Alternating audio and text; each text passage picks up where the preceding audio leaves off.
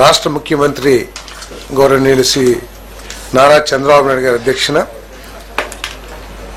రాష్ట్ర సచివాలయంలో జరిగిన ఈ కేబినెట్ సమావేశంలో పలు అంశాలపై చర్చ జరిగి నిర్ణయం తీసుకుంటూ జరిగింది. వాటిలో మొదటిది వ్యవసాయం మరియు సహకార శాఖ 24-25 ఖరీఫ్ ధాన్యం సేకరణ కోసం అవసరమైన నిధుల్ని ఎన్సీడీసీ నుంచి అంటే 700 కోట్లు AP state cooperative marketing federation limited అదనపు రుణ సౌకర్యంగా 700 కోట్ల మేర రుణాన్ని పొందేందుకు ప్రభుత్వ హామీని పొడిగించడం మరియు ప్రభుత్వ గ్యారంటీ కమిషన్ను మాఫీ చేయడంతో పాటు ఆ నిధులను AP state civil supplies corporation లిమిటెడ్కు బదిలీ చేయడం కోసం చేసిన ప్రతిపాదనకు రాష్ట్ర మంత్రిమండలి ఆమోదం తెలిపింది. ఇదేంటంటే రాష్ట్ర ప్రభుత్వం ప్రతిష్టాత్మకంగా తీసుకున్న ధాన్యం సేకరణ దేశంలో ఎక్కడా లేని విధంగా కూటమి ప్రభుత్వం ఆంధ్రప్రదేశ్లో ప్రతి రైతుకి కూడా ప్రభుత్వం సేకరించిన ధాన్యానికి 24 గంటలు కొన్ని సందర్భాల్లో 6-7 గంటల్లోనే డబ్బులు చెల్లించిన ప్రభుత్వం ఈ దేశంలో కేవలం చంద్రబాబు నాయుడు గారి ప్రభుత్వం అనే విషయాన్ని గమనిస్తూ మరి ఇప్పటికే 6,000 కోట్ల రూపాయలని 6,200 కోట్ల రూపాయలని రైతుల ఖాతాలకి జమ చేశాం. ఎందుకంటే ఈ సీజన్లో 28,83,238 మెట్రిక్ టన్నుల్ని ధాన్యం సేకరించి దాదాపు 4.6 లక్షల రైతుల దగ్గర నుంచి సేకరించి వాళ్ళకి 6,469 కోట్లని చెల్లించడం జరిగింది. ఇంకా కూడా కొంత ప్రొక్యూర్మెంట్ ఉందనే ఉద్దేశంతో ఎక్కడా కూడా రైతు ఇబ్బంది పడకూడదనే ఉద్దేశంతో మరో 700 కోట్ల రూపాయలని రుణంగా పొంది దాన్ని ఏపీ స్టేట్ సివిల్ సప్లైస్ కార్పొరేషన్కి ఇవ్వటం జరుగుతుంది. మిగిలిన ధాన్యాన్ని కూడా కొనడం జరుగుతుందని చెప్పేసి మనం చేస్తామని మరి చర్చ సందర్భంగా ముఖ్యమంత్రి గారు ఈ సీజన్లో ఏదైతే ఈ ధాన్య సేకరణలో ప్రత్యేకంగా మాయిశ్చర్ విషయంలో ఏదైతే సమస్యలు ఎదుర్కొన్నామో వచ్చే సీజన్లో అటువంటి సమస్యలు పునరావృతం కాకుండా ఒక ఫుల్ ప్రూఫ్ మెథడాలజీని మీరు ఎవాల్వ్ చేయాలి అని చెప్పేసి ఆదేశించడం కూడా జరిగింది.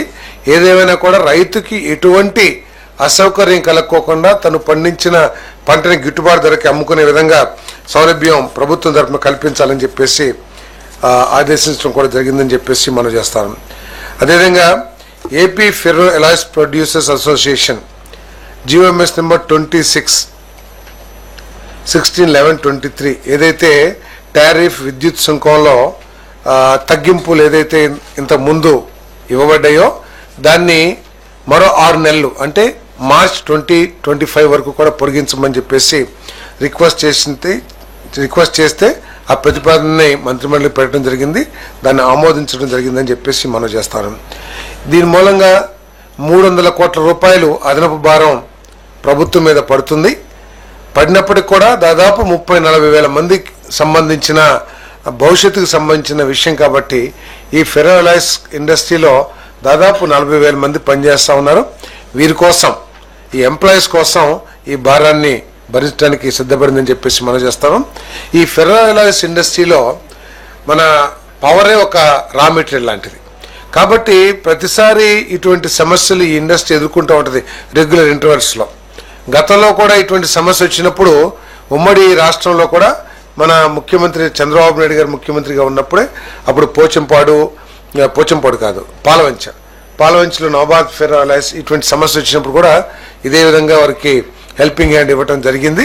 మరి భవిష్యత్తులో దీన్ని నివారించడానికి పర్మనెంట్ చర్యలు ఏమైనా తీసుకోవచ్చేమో కూడా ఆలోచించమని చెప్పేసి ముఖ్యమంత్రి గారు ఆదేశించడం జరిగిందని చెప్పేసి మనం చేస్తాను. అదేవిధంగా 62 నియోజకవర్గాల్లో 63 అన్నా క్యాంటీన్స్ని ప్రారంభించడానికి ఏదైతే ప్రతిపాదన చేశారో ఆ ప్రతిపాదన కూడా ఆమోదించడం జరిగింది. ఇప్పటికే 203 అన్నా క్యాంటీన్లు రాష్ట్రంలో ఏర్పాటు చేయడమే కాకుండా కేవలం 5 రూపాయలకి పూటకి పేదవాడు శుచికరమైన భోజనం ఆకలి తీర్చే కార్యక్రమం ఒక పుణ్య కార్యక్రమాన్ని ప్రభుత్వం చేస్తూ ఉంది. మిగతా ఎక్కడైతే లేవో ఆ నియోజకవర్గాల్లో కూడా ఈ కార్యక్రమం చేయబోతుందని చెప్పేసి మనం చేస్తా ఉన్నాం. దీనికి ఒక సపరేట్ సొసైటీని ఒకటి ఎస్టాబ్లిష్ చేయాలని, దానికి మేనేజ్మెంట్ కమిటీ, అదేవిధంగా అడ్వైజరీ కమిటీ అటువంటి అన్నిటినీ కూడా ఏర్పాటు చేసి ఇంకా మెరుగ్గా దీన్ని ఎట్లా ఆపరేట్ చేయాలి. కొంతమంది డొనేషన్ చేస్తానికి కూడా ముందుకు వస్తూ ఉంటారు ఇటువంటి గొప్ప కార్యక్రమంలో. సో ఇటువంటి సొసైటీ ఏర్పాటు చేసి దాన్ని సెల్ఫ్ రిలయంట్గా చేయాలని చెప్పేసి కూడా ఆలోచన ఉంది ప్రభుత్వం. నెక్స్ట్ టైం ఆ ప్రపోజల్ కూడా ఆలోచించమని చెప్పేసి కూడా అడ్వైస్ చేయడం జరిగిందని చెప్పేసి మనం చేస్తాం. అదేవిధంగా నాగావళి నదిపై సర్దార్ గౌతుల చిన్న తోటపల్లి బ్యారేజ్ మీద ఎడమవైపు హెడ్ స్లూయిస్, లెఫ్ట్ సైడ్ కూడా 2 సైడ్లు కూడా 1 మెగావాట్, 1 మెగావాట్, తర్వాత 2.7 మెగావాట్స్ హైడ్రో ప్రాజెక్ట్ని ఏర్పాటు చేస్తానికి ఆమోదం తెలుపడం, ఎన్ఓసి జారీ చేయడానికి ప్రభుత్వం ఆమోదం తెలిపిందని చెప్పేసి మనం చేస్తాము. మరి ఆ ప్రాంతాల్లో లో వోల్టేజ్ సమస్య కానివ్వండి, లేకపోతే ఇంకా బెటర్ పవర్ సప్లై సిస్టమ్ని ఏర్పాటు చేయడానికి ఈ ప్రాజెక్ట్ ఉపయోగపడుతుంది అని చెప్పేసి కూడా మనం చేస్తాను. అంతేకాకుండా భవిష్యత్తులో ఇటువంటి చిన్న చిన్న పవర్ ప్లాంట్స్ ఏదైనా ఉంటే ఈ ఎస్హెచ్జి గ్రూప్స్ని ఇన్వాల్వ్ చేయడం ద్వారా ఉపాధి కల్పించడానికి కానివ్వండి, మహిళా సాధికారతకు కానీ ఉపయోగపడుతున్న ఉద్దేశంతో ఆ ఆలోచన కూడా చేయమని చెప్పేసి ముఖ్యమంత్రి గారు సూచించడం జరిగిందని చెప్పేసి మనం చేస్తాను. అదేవిధంగా కృష్ణా జిల్లా మనం చూస్తూ ఉన్నాం. కృష్ణా నదికి వరదలు ఎప్పుడు వచ్చినా కూడా మొత్తం పక్క ప్రాంతాలన్నీ కూడా, అంటే దిగువ బ్యారేజ్ పక్క ప్రాంతాలన్నీ కూడా మునిగిపోవటం, మళ్ళీ వాళ్ళందరినీ కూడా రిహాబిలిటేషన్ సెంటర్కి తీసుకువెళ్ళటం, వాళ్ళు వారి ఆస్తులు కూడా కొంత నష్టపోవటం, ఇవన్నీ కూడా మనం చూస్తూ ఉన్నాం గత కొన్ని దశాబ్దాల నుంచి. ఇప్పుడు లెఫ్ట్ సైడ్ అంటే విజయవాడ సైడు కూడా నిర్మాణం జరిగింది. ప్రత్యేకంగా నిర్మాణం జరగటం మూలంగా ప్రెషరు ఇంకో సైడు, అది రైట్ సైడ్ అనుకుంటాను, రైట్ సైడు భూముల మీద పడే పరిస్థితి ఉంది. అక్కడ సుందరయ్య నగర్ కానివ్వండి, మహానాడు కాలనీ కానివ్వండి, ఇవన్నీ కూడా ఇంకెక్కువ ముంపుకి గురయ్యే అవకాశం ఉంది. అంతేకాకుండా ఆ భూమి కూడా ఎరోడ్ అయిపోయే అవకాశం ఎక్కువగా ఉంటుంది. ఎందుకంటే ఇటు సైడు ప్రెషర్ తగ్గుతుంది, ప్రెషర్ పెరుగుతుంది, అటు సైడ్ ప్రెషర్ అంతా పడుతుంది. కాబట్టి ఆ ఎరోజను వీటన్నిటినీ కూడా తగ్గించడం కోసం దాదాపు 294 కోట్ల రూపాయలతో మంజూరీ కోసం చేసిన ప్రతిపాదనలు రాష్ట్ర ప్రభుత్వం, రాష్ట్ర మంత్రిమండలి ఆమోదం తెలిపిందని చెప్పేసి మనం చేస్తాం. దీని మూలంగా ఏంటంటే ఎప్పుడైనా మొన్న 11.4 లక్షల వరద వచ్చింది. ఇంత ముందు కూడా మీ అందరికి కూడా తెలిసి ఉంటుంది కృష్ణలంకలో ఏ విధంగా నష్టపోయేవాళ్ళు వరద వచ్చినప్పుడు. కానీ ఈసారి చాలా వరకు దాన్ని నివారించగలిగాం. కేవలం ఏంటంటే ఆ వాల్ ఉండటం మూలంగా నివారించగలిగాం. అదేవిధంగా ఇటు సైడ్ కూడా వాల్ కడితే వాళ్ళకి కూడా సేఫ్టీ ఉంటుంది, ప్రాణ నష్టం కానీ ఆస్తి నష్టం కానీ తగ్గిద్దనే ఉద్దేశంతో, ఎరోజన్ తగ్గిద్దనే ఉద్దేశంతో ఈ నిర్ణయం తీసుకోవడం జరిగిందని చెప్పేసి మనం చేస్తాం. అదేవిధంగా AP industrial corridors development corporation, AP ICDC special purpose వెహికల్కి కొప్పర్తి, వైఎస్ఆర్ కడప జిల్లా సీకేదిన్నె మండలం కొప్పర్తి మరియు తాడిగొట్ల గ్రామాల్లో 2595.74 ఎకరాల భూమిని ఏపీఏఐసికి బదిలీ చేయటం. అదేవిధంగా కర్నూలు జిల్లా ఓరకల్ మండలం మీదివేముల, ఉప్పలపాడు మరియు కొంతలపాడు గ్రామాల్లోని 2621.15 ఎకరాలని ఏపీఐసికి బదిలీ చేయడం కోసం ఏదైతే స్టాంప్ డ్యూటీ, రిజిస్ట్రేషన్ ఫీజులు ఏదైతే ఉంటుందో వాటిని ఆ ఫీజులు మినహాయించడానికి, ఎందుకంటే ఇది రాష్ట్రానికి ఒక గేమ్ చేంజర్ లాంటిది. 2 కారిడార్స్ కేంద్ర ప్రభుత్వం మనకి కేటాయించింది కాబట్టి త్వరితగతిన అక్కడ ఇండస్ట్రీస్ డెవలప్ అయ్యే విధంగా ఉండటం కోసం, మరి వారికి ఇంకా ఆ ఇండస్ట్రీస్ని అట్రాక్ట్ చేయడం కోసం ఈ నిర్ణయం తీసుకుంటాం జరిగింది. మరి దీనికి మంత్రిమండలి ఆమోదం తెలిపిందని చెప్పేసి మనం చేస్తాను.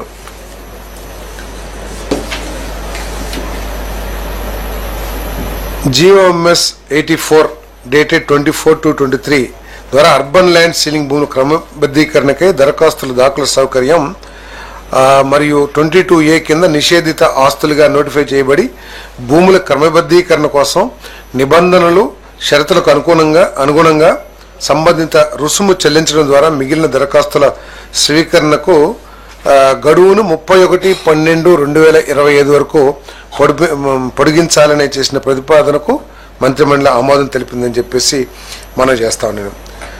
అదేవిధంగా ముఖ్యమంత్రి గారు ఎంతో ప్రెస్టీజియస్గా తీసుకున్న ప్రోగ్రాం పేదలందరికీ ఇళ్ళు. ఈ ప్రోగ్రాం కింద 3 సెంట్లు రూరల్లో 2 సెంట్లు అర్బన్లో ఇచ్చే కార్యక్రమాన్ని చేయబోతున్నామని చెప్పేసి మనం చేస్తాం. మార్గదర్శకాలను పట్టణ ప్రాంతాల్లో 2 సెంట్లు ఇళ్ల పట్టాల పంపిణీకి మార్గదర్శకాలను జారీ చేయడానికి చేసిన ప్రతిపాదనకు రాష్ట్ర మంత్రి మండలి ఆమోదం తెలిపింది. దీంట్లో ఏంటంటే ఎలిజిబిలిటీ క్రైటీరియా ఒకటి మంత్రి మండలి దృష్టికి తీసుకురావడం జరిగింది. దాంట్లో ఏంటంటే ఇంతకుముందు ఎప్పుడూ కూడా ఏ గవర్నమెంట్ ద్వారా కూడా హౌసింగ్ స్కీమ్లో లోన్ పొంది ఉండకూడదు. అదేవిధంగా వీళ్ళందరూ కూడా అప్లికెంట్స్ అందరూ కూడా బీపీఎల్ ఫ్యామిలీగా ఉండాలి. అంతేకాకుండా వాళ్ళకు కంపల్సరీగా ఆధార్ కార్డు ఉండాల్సిన అవసరం ఉంది. మెట్ట ప్రాంతం 5 ఎకరాలకు మించి ఉండకూడదు, మాగాణి ప్రాంతం 2.5 ఎకరాలకు మించి ఉండకూడదు అని చెప్పేసి నేను మనవి చేస్తా ఉన్నాను. అదేవిధంగా గతంలో ఇళ్ల స్థలాలు ఇచ్చారు. కొన్ని వేల మంది లక్షల మంది వారిచ్చిన లేకపోతే వారు సెలెక్ట్ చేసిన లేఅవుట్లు నివాసయోగ్యం కాదని, లేకపోతే కొన్ని చోట్ల లో లయింగ్ ఏరియా ఆల్మోస్ట్ చెరువుల్లో ఇచ్చారని, లేకపోతే బరియల్ గ్రౌండ్స్ పక్కన ఉన్నాయని చెప్పేసి చాలామంది అసలు ఒక్క ఇల్లు కూడా కట్టుకున్న దాఖలాలు లేవు. కొన్ని లేఅవుట్స్లో కొన్ని వేల లేఅవుట్స్లో వాళ్ళందరికీ కూడా ఇంతకుముందు ఇచ్చిన ఎలకేషన్ రద్దు చేసి వారికి మళ్ళీ తిరిగి అర్బన్లో అయితే 2 సెంట్లు, రూరల్ అయితే 3 సెంట్లు. ఎందుకంటే కొంతమందికి నివాసం ఒక చోటు ఉన్నారు, ఎక్కడో 30-40 కిలోమీటర్ల దూరంలో ఇచ్చారు. సో అటువంటి వాళ్ళందరూ కూడా అక్కడికి వెళ్ళి మేము ఇల్లు కట్టుకోలేమని ఏదైతే చెప్పారో అటువంటి వాళ్ళందరికీ కూడా మళ్ళీ 2 సెంట్లు అర్బన్, 3 సెంట్లు రూరల్లో ఇవ్వబడుతుందని చెప్పేసి మనం చేస్తాం. అదేవిధంగా కొన్ని లేఅవుట్స్లో ఇల్లు చాలామంది కట్టారు, కానీ ర్యాండమ్గా అక్కడక్కడ కొంతమంది ఇల్లు కట్టల, అవన్నీ ఖాళీగా ఉండిపోయినాయి. వాటి మూలంగా దోమలు కానివ్వండి, లేకపోతే డ్రైనేజ్ వాటర్ కానివ్వండి, అవన్నీ నిలబడటం, పక్క ఇళ్ళ వాళ్ళకి ఇబ్బందికరంగా ఉండటం, ఆ ల్యాండ్ ఓనర్స్కి ఏమో ఇంట్రెస్ట్ లేకపోవడం అక్కడ కట్టడానికి, రకరకాల కారణాల మూలంగా అవన్నీ ఉన్నాయి. కాబట్టి ఆ అలాట్మెంట్ క్యాన్సిల్ చేసి మళ్ళీ ఎవరైతే ఇల్లు కట్టుకోవడానికి సుముఖంగా ఉన్నారో వాళ్ళకి తిరిగి అలాట్ చేయబడుతుందని చెప్పేసి కూడా నేను ఈ సందర్భంగా తెలియజేస్తా ఉన్నాను. అంతేకాకుండా కట్టిన వాళ్ళకి కాదు, ఇళ్ల స్థలం ఇచ్చేప్పుడు 4 ఇళ్ళు ఉన్నాయి, 3 కట్టారు, 1 ఖాళీగా ఉంది, అతను కట్టట్లేదు. అదేమవుతుంది, లో లయంగా ఉంటామో, తర్వాత అంత గార్బేజ్ డెవలప్ అవుతామో, అంటే అతనికి ఇంట్రెస్ట్ లేదు ఇల్లు కట్టడం. సో అటువంటి ఉంటే కనుక అవి క్యాన్సిల్ చేసేసి మళ్ళీ వేరే వాళ్ళకి ఎలిజిబిలిటీ ఉన్న వాళ్ళకి ఆ స్థలాలు ఇవ్వబడతాయి అని చెప్పేసి మనం చేస్తాం. ఇంకా ఐడెంటిఫై చేయాలి. ఇవన్నీ కూడా గైడ్ లైన్స్ ఇప్పుడు ఏదైతే వచ్చిందో.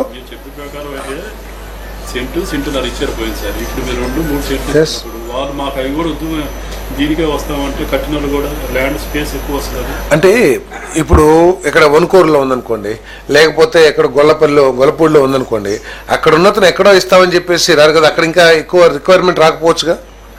ఇప్పుడు ఫర్ ఎగ్జాంపుల్ వనుకూరులో 25,000 మందికి ఇచ్చారు.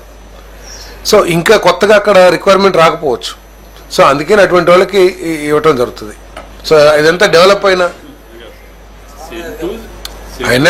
కూడా కాదు అది పర్లేదు అడగనండి. అయినా కూడా డెవలప్డ్ కాలనీ, అది ఇన్ఫ్రాస్ట్రక్చర్ ఉన్న కాలనీ, రెడీగా ఇల్లు కట్టుకొని గృహప్రవేశం చేయడానికి అవకాశం ఉన్న కాలనీ, లేకపోతే అతను అక్కడ నివాసం ఉంటున్న విలేజ్కి దగ్గరగా ఉండి అతనికి అక్కడ ఇంట్రెస్ట్ చూపించవచ్చు. ఇంట్రెస్ట్ చూపిస్తేనే ఇస్తాం, లేకపోతే బలవంతంగా ఇవ్వాల్సిన అవసరం లేదు. అంతేకాకుండా ముఖ్యమంత్రి గారు కూడా ఈ కాలనీస్ గురించి మంచి సూచనలు చేయడం జరిగింది. ఇన్ఫ్రాస్ట్రక్చర్ బాగా చేయాలని, జేజేఎం అదేవిధంగా అమృత్లో కేంద్ర ప్రభుత్వ పథకాలని ఆశాగా చేసుకుని ఇక్కడ ఇన్ఫ్రాస్ట్రక్చర్ డెవలప్ చేయాలని చెప్పేసి, అదేవిధంగా ఎస్సీ ఎస్టీ అదర్స్ అందరు కూడా ఈ సోలార్ ప్యానెల్స్ పెడితే వాళ్ళకి ఆదాయం వచ్చే విధంగాను, అదేవిధంగా వాళ్ళకి విద్యుత్ భారం పడకుండాను ఉపయోగం ఉంటుంది. ఏదైతే subsidy central government state government ఇస్తుందో అవి ఇచ్చేసి మిగతా అమౌంట్ అప్పు తీరే వరకు కూడా ఆ పవర్ని ప్రభుత్వమే కొనుగోలు చేయటం, ఇవన్నీ కూడా చాలా ఆలోచన చేశారు. ఇవన్నీ కూడా డెవలప్ చేయాలని చెప్పేసి ముఖ్యమంత్రి గారు, ఎందుకంటే ఈ కాలనీల్ని చాలా బ్రహ్మాండంగా చేయాలి, నివాసయోగ్యమే కాకుండా చాలా క్లీన్లీనెస్ కానివ్వండి, లేకపోతే డెవలప్డ్ ఇన్ఫ్రాస్ట్రక్చర్ అంతా ఉండేట్టు చేయాలని చెప్పేసి వారి ఆలోచన చెప్పేసి మనం చేస్తాను. ఆంధ్రప్రదేశ్ రాష్ట్రంలో ఆక్రమణకు గురైన అభ్యంతరం లేని ప్రభుత్వ స్థలాల్లో అర్హులైన నిరుపేదలు 15/10/2019 నాటి నిర్మించుకున్న నివాస గృహాలను క్రమబద్ధీకరించేందుకు చేసిన ప్రతిపాదనకు రాష్ట్ర మంత్రిమండలి ఆమోదం తెలిపింది. 15/10/2019 అప్పటికి ఆల్రెడీ అప్లై చేసుకున్నారు. ముందు అప్లై చేసుకున్నట్టుని చేశారు.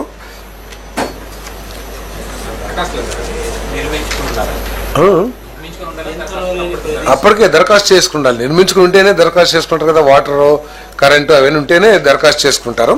సో వీటన్నిటికీ కూడా కొన్ని నిబంధనలు అమలు చేస్తూ ఈరోజు కొత్త జీవో ఇష్యూ చేయబడుతుంది.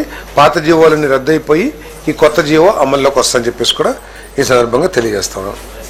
ఇదిగా ఆక్రమించుకున్నాడు గౌరవం అంటే అబ్జెక్షన్ లేని ఇళ్ల స్థలాల్లో ఇప్పుడు మనం చూస్తున్న కొన్ని ప్రభుత్వాలు నిర్దాక్షిణ్యంగా కొట్టేస్తుంది కొన్ని ప్రభుత్వాలు. కానీ ఇక్కడ ప్రభుత్వం అది కాకుండా మానవీయత కోణంతో ఆలోచన చేసి కట్టుకుని అభ్యంతరకరం లేని ప్రభుత్వ స్థలాల్ని క్రమబద్ధీకరించాలని చెప్పేసి నిర్ణయం తీసుకుంది. దానికి కూడా టారిఫ్ లాగా పెట్టారంటే 150 గజాల వరకు ఏమో బీపీఎల్ ఫ్యామిలీస్కి ఫ్రీగా, అదేవిధంగా 150 నుంచి 200 వరకు అయితే కొంత అమౌంట్ అది పెట్టండి. హౌస్ సైట్స్ది కాదు, హౌస్ సైట్స్ కాదు,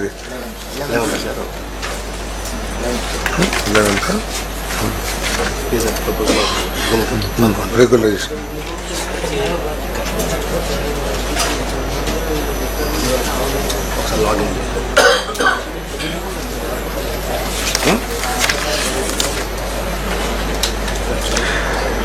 అదేవిధంగా గ్రామ సచివాలయం, వార్డు సచివాలయాలు మనందరికీ తెలిసిందే. 11,162 village secretariats, 3,842 ward secretariats, 3,842 ward secretariats ఇంతకుముందు ఎస్టాబ్లిష్ చేయడం జరిగింది. దాంట్లో 11 మంది విలేజ్ సెక్రటేరియట్లు, 10 మంది వార్డ్ సెక్రటేరియట్లో అలాట్ చేశారు ఎంప్లాయీస్ని. కానీ ఒక ఆలోచన రహితంగా చేసిన కార్యక్రమం కానివ్వండి, లేకపోతే ముందు చూపు కానివ్వండి, లేకపోతే ఏదైనా ఆలోచనకి ఫైనాలిటీ ఇవ్వకోకుండా చేయటం మూలంగా ఈ గ్రామ సచివాలయాలు అంత ఎఫెక్టివ్గా ప్రజలకి మేలు చేసే విధంగా పనిచేయట్లేదనే అభిప్రాయం ఉంది.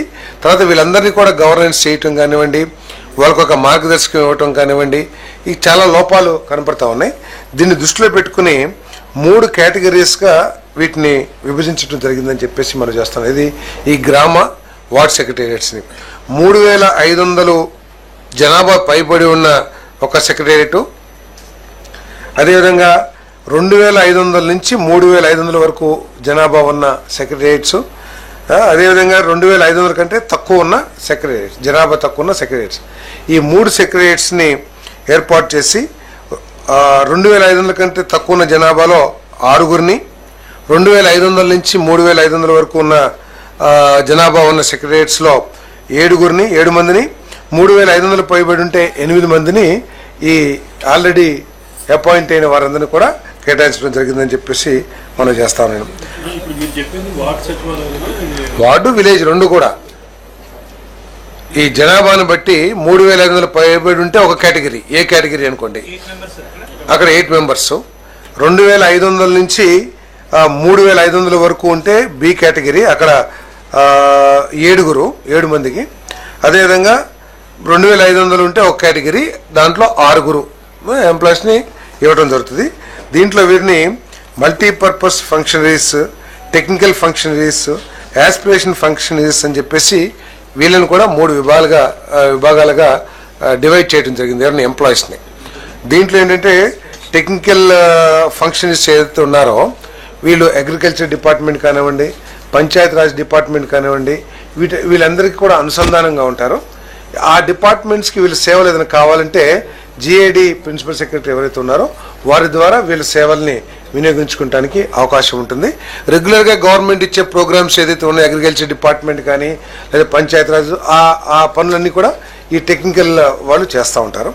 అదేవిధంగా వీళ్ళకి హెడ్స్గా గ్రామ సచివాలయాలు అయితేనేమో పంచాయతీ సెక్రటరీ హెడ్గా ఉంటాడు. అదే వార్డ్స్లో అయితేనేమో వార్డ్ అడ్మినిస్ట్రేషన్ సెక్రటరీ వీళ్ళందరికీ కూడా హెడ్గా ఉంటారు.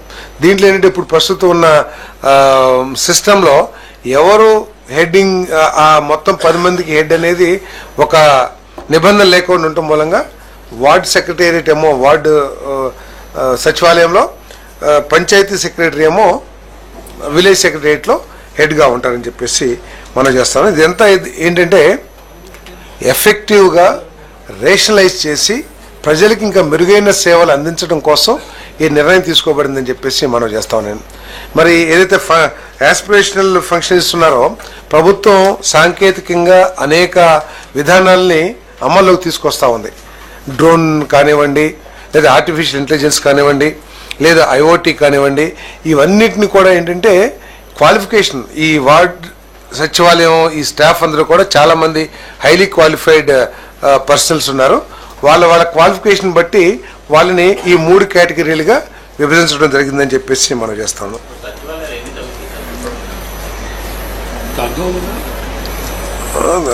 కొంచెం తగ్గుతాయి అనుకుంటాను, కరెక్ట్ ఫిగర్ లేదు.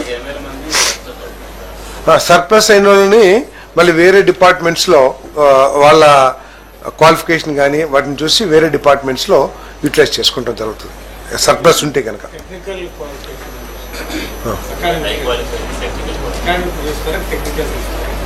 Qualification different. ఇప్పుడు అగ్రికల్చర్ ఉంది, అక్కడ అగ్రికల్చర్ బీఎస్సీ చదివిన ఉండొచ్చు, వారి స్పెషలైజేషన్ బట్టి దాన్ని చూస్తాం.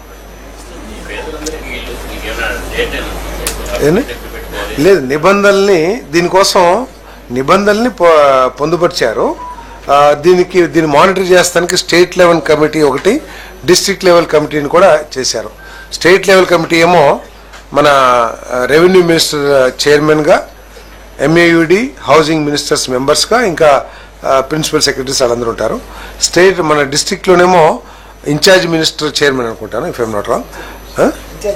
ఇన్ఛార్జ్ మినిస్టర్ చైర్మన్గా కలెక్టరు, తర్వాత ప్రజాప్రతినిధులు అందరూ కూడా దాంట్లో సభ్యులుగా ఉంటారు. ఇవన్నీ కూడా నిబంధనలు ఇవన్నీ కూడా పరిశీలించడానికి వీటన్నిటి కూడా వాళ్ళ మానిటరీలో జరుగుతుంది.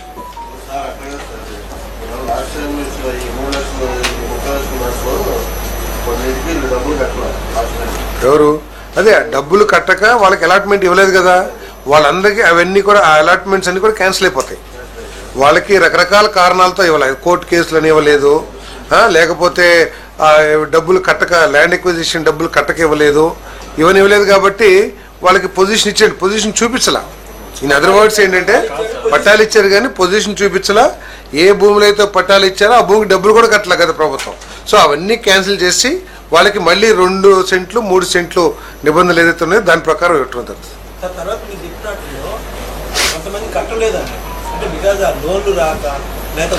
ఇంట్రెస్ట్ లేకపోతే వాళ్ళు కట్టుకుంటే కట్టుకోమనండి. వాళ్ళు కట్టుకుంటానంటే అభ్యంతరం ఏం లేదు.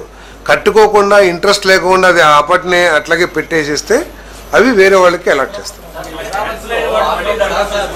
ఏమండి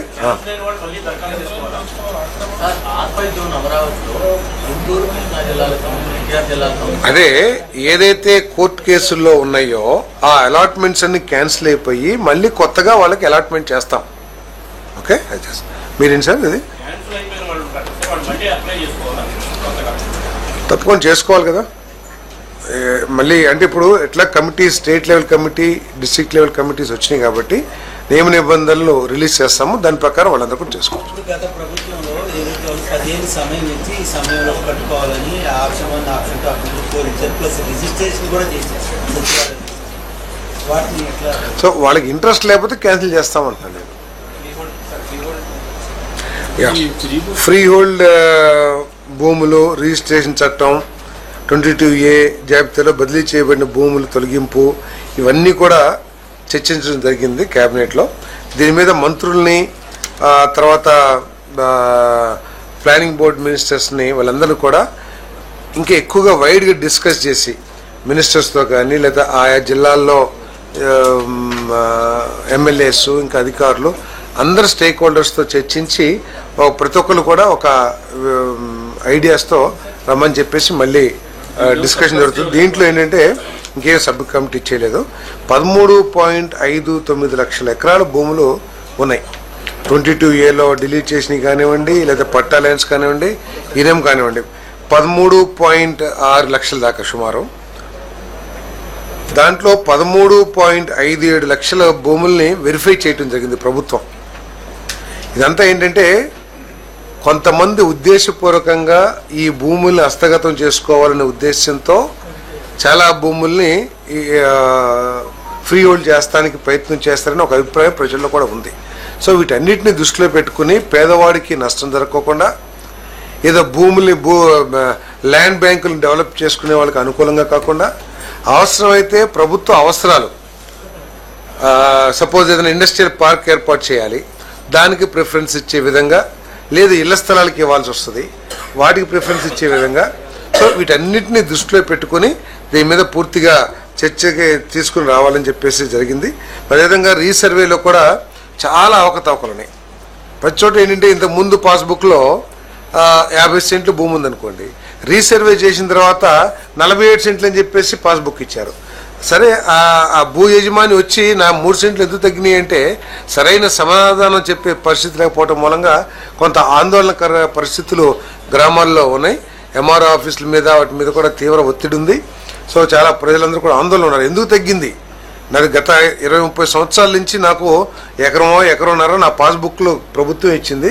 ఇప్పుడు సర్వేలో లేదు ఇంతే భూమి ఉందని రాయటం ఏంటి కారణం అనే దాని మీద కారణం సరిగ్గా సమాధానం చెప్పకపోవడం మూలంగా ఆందోళనకర పరిస్థితుల్లో దీని మీద పూర్తిగా రివ్యూ చేసి వీటన్నిటినీ కూడా ఇబ్బందులు తొలగించడానికి ప్రభుత్వం ప్రయత్నం చేస్తుందని చెప్పేసి కూడా ఈ సందర్భంగా నేను తెలియజేస్తాను. ఏమండి, సర్వే చేయాలి కదా, సర్వే చేయాలి.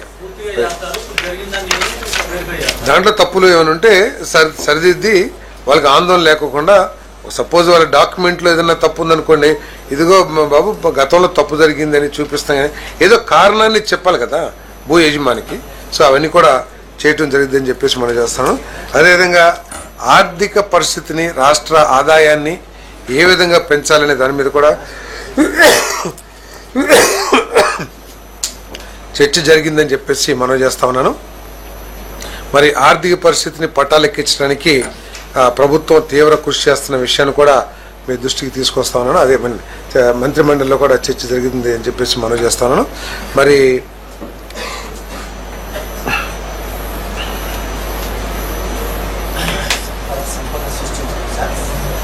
ఆదాయాన్ని పెంపొందించడం, ఇప్పుడు అగ్రికల్చర్లో కానీ లేకపోతే సర్వీస్ సెక్టర్లో కానీ ఆదాయాన్ని పెంచడం. ఆదాయాన్ని పెంచితే సంపద ఆటోమేటిక్గా పెరిగిద్ది. ఎప్పుడైతే ఆదాయం పెరిగిద్దో సంపద ఆటోమేటిక్గా పెరిగిద్ది కదా. సో అవన్నీ కూడా చేయాలని చెప్పేసి అగ్రికల్చర్లో చాలా స్కోప్ ఉంది పెంచడానికి.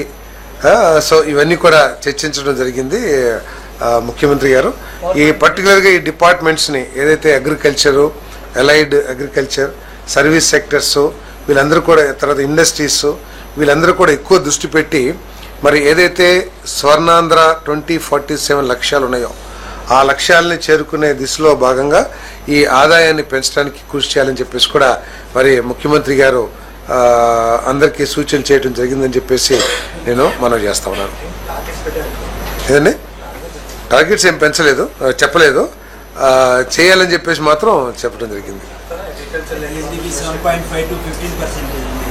ఏదండి, 7 నుంచి 15% చేస్తే డబల్. కానీ మన ఆదాయం 3-4 రెట్లు పెరిగిపోయే అవకాశం ఉంది. ప్రపోర్షనల్ కాకుండా చాలా ఎక్కువగా ఉంది కాబట్టి మనం దాన్ని జీఎస్డీపీని పెంచాలని చెప్పేసి ఇవన్నీ కూడా చర్చించడం జరిగింది.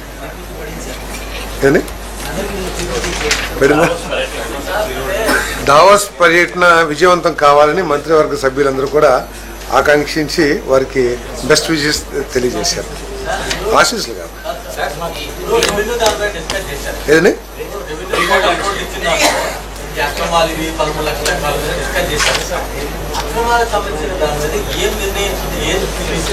అంటే డీవియేషన్స్ ఉన్నాయి, వాటన్నిటిని ఇంకా అదే రెగ్యులైజ్ చేస్తలా.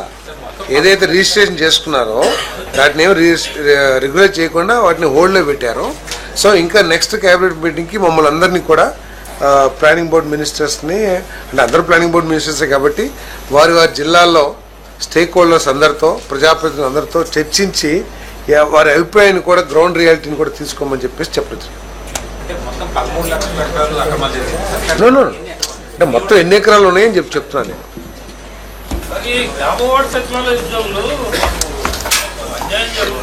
ఎందుకని ఏం జరిగింది వాళ్ళకంటే పని కేటాయించడం అవన్నీ పెడతాం.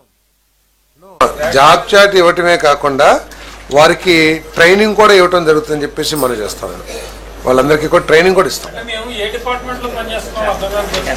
అవన్నీ కూడా ఇప్పుడు ఈ రేషనలైజేషన్లో అవన్నీ కూడా నిర్ణయాలు తీసుకుంటారు.